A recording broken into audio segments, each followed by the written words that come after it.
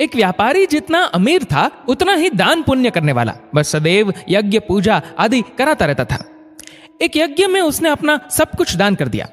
अब उसके पास परिवार चलाने लायक भी पैसे नहीं बचे थे। व्यापारी की पत्नी ने सुझाव दिया कि पड़ोस के नगर में एक बड़े सेठ रहते हैं, वह दूसरों के पुण्य खरीदते हैं। आप उनके पास जाइए और अपने कुछ पुण्य बेचकर थोड़े पैसे ले आइए, जिससे फिर से काम धंधा शुरू हो सके। पुण्य बेचने की व्यापारी की बिल्कुल इच्छा नहीं थी, लेकिन पत्नी के दबाव और बच्चों की चिंता में वह पुण्य बेचने को तैयार हो गया। पत्नी ने रास्ते में खाने के लिए 4 रोटियां बनाकर दे दी। व्यापारी चलता चलता उस नगर के पास पहुंचा जहां पुण्य के खरीदार सेठ रहते थे। उसे भूख लगी थी। नगर में प्रवेश करने से पहले उसने सोचा भोजन कर लिया जाए। उसने जैसे ही रोटियां निकाली, एक कुतिया तुरंत ही अपने 3 बच्चों के साथ आ खड़ी हुई। कुतिया ने बच्चों को जंगल में जन्म दिया था। बारिश के दिन थे और बच्चे छोटे थे, इसलिए वह उन्हें छोड़कर नगर में नहीं जा सकती थी। व्यापारी को दया आ गई। उसने एक रोटी कुतिया को खाने के लिए दे दी। कुतिया पलक झपटते रोटी चट कर गई, लेकिन वह अब भी भूख से हाँफ रही थी। व्यापारी ने दूसरी रोटी, फिर तीसरी और ऐसे ही 4 रोटियां कुतिया को खिला दी। खुद केवल पानी पीकर सेठ के पास पहुंचा।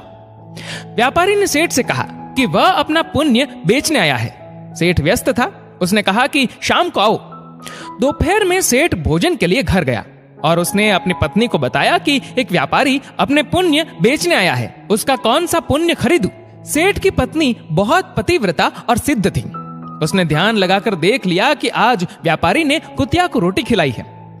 उसने अपने पति से कहा कि उसका आज का पुण्य खरीदना जो उसने एक जानवर को रोटी खिलाकर कमाया है, वह उसका अब तक का सर्वश्रेष्ठ पुण्य है।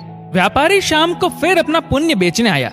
सेठ बोला, आज आपने जो यज्ञ किया है, मैं उसका पुण्य लेना चाहता हूँ। व्यापारी हंसने लगा। उसने कहा कि अगर मेरे पास यज्ञ के लिए पैसे होते तो क्या मैं आपके पास पुण्य बेचने आता।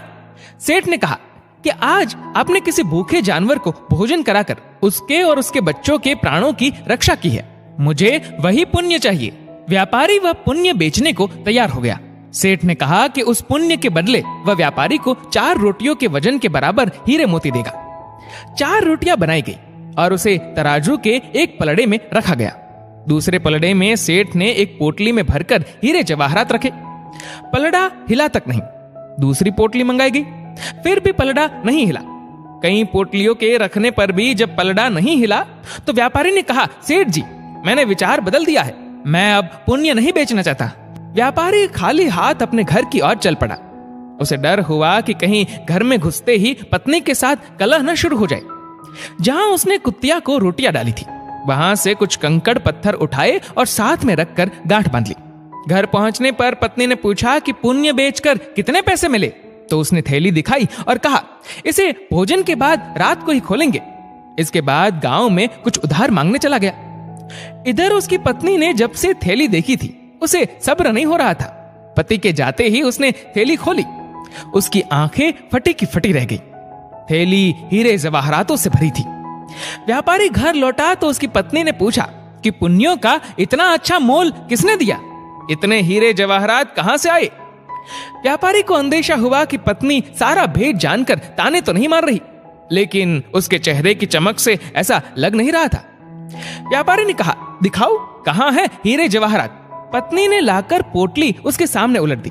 उसमें से बेशकीमती रत्न गिरे। व्यापारी हैरान रह गया। फिर उसने पत्नी को सारी बात बता दी। पत्नी को पछतावा हुआ कि उसने अपने पति को विपत्ति में पुण्य बेचने को विवश किया। दोनों ने तय किया कि वह इसमें से कुछ अंश निकालकर व्यापार शुरू करेंगे। व्यापार से प्राप्त धन को इसमें मिलाकर जन कल्याण में लगा देंगे। दोस्तों, विपत्ति काल में भी भगवान पर भरोसा रखकर सही राह पर चलना चाहिए।